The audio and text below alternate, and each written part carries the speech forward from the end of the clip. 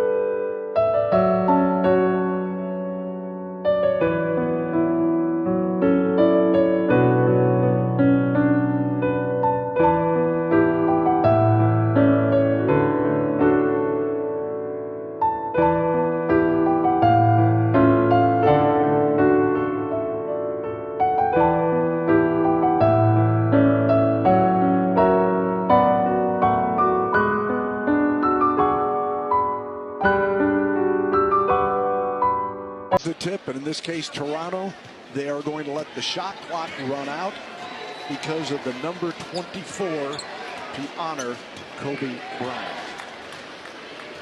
Fitting. Appropriate.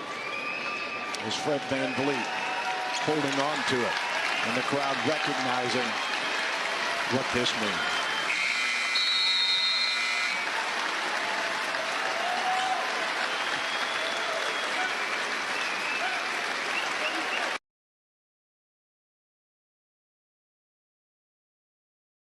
Basketball fans,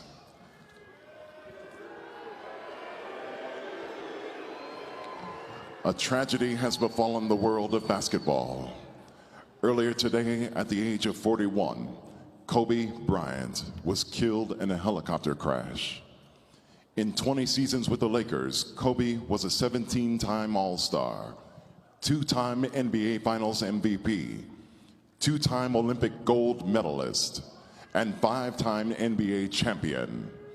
The NBA and the game of basketball will mourn this loss together. Please join us in a moment of silence for Kobe Bryant. Rest in peace, Mamba.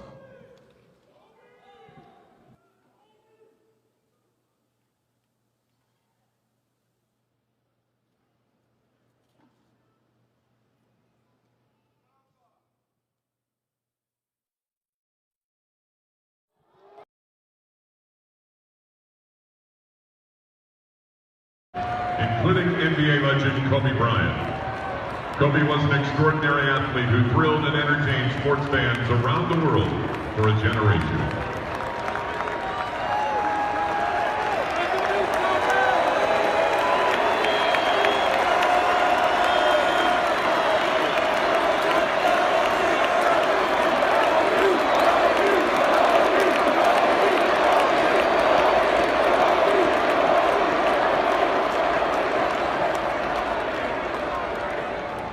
Thank you.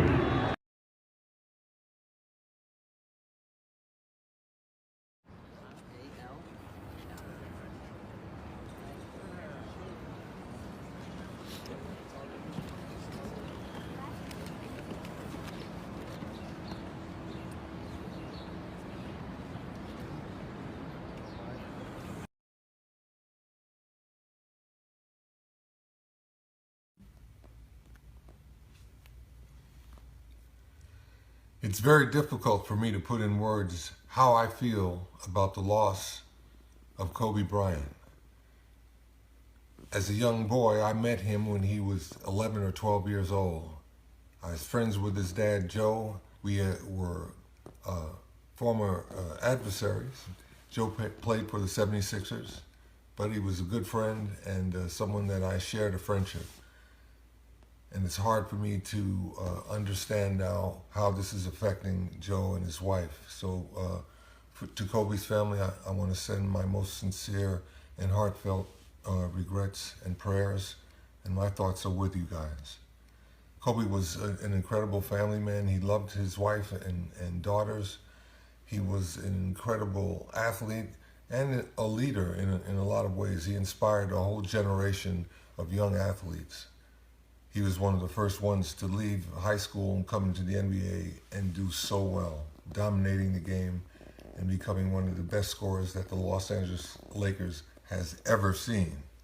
I had the privilege of being there when he scored his 81-point game, and it was something that I will always remember as one of the highlights of the things that I have learned and observed in sports.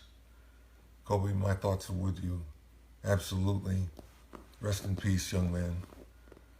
This loss it's just hard to comprehend. Go with God.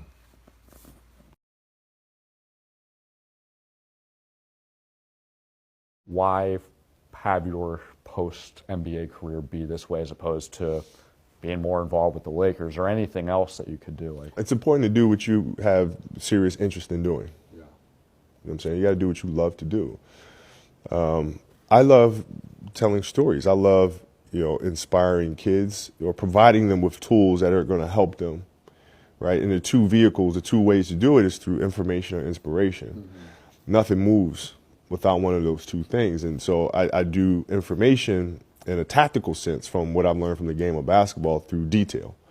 That is my way of giving back, not just to the game of basketball, but just to sport. When I can have some of the all-time greats from their different industries, Peyton Manning, Cormier, and some of these other big names that are coming down the road, give back to their game by sharing their insight and their knowledge at a very high level. So that's information for the next generation that can watch it at 13, 14, 15 years old and gain insight that might have taken us 20 years to get. Right. So that gives them a leg up.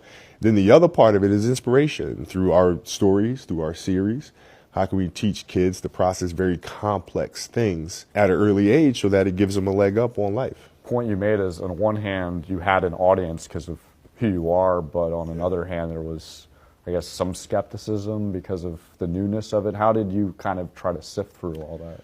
Well, yeah, I mean, it's different. I mean, because the book market is, it's like hardcore basketball fans, man. You have like your few that are really passionate about it, or like in music, you have really hardcore hip hop fans that it's hard for you to penetrate that area. It's the same thing with books. You have librarians, you have people that are seriously into books and literature, and now here I come, and they're like, yeah, okay, another celebrity is like trying to do a book, that's cute, sort of thing.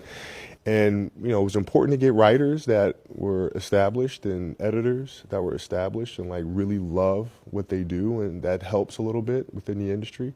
And then them seeing the passion for the books that we make and the stories that we tell, and, over time, they can see that we take the art very seriously. So where would you rank these trophies that you have behind you?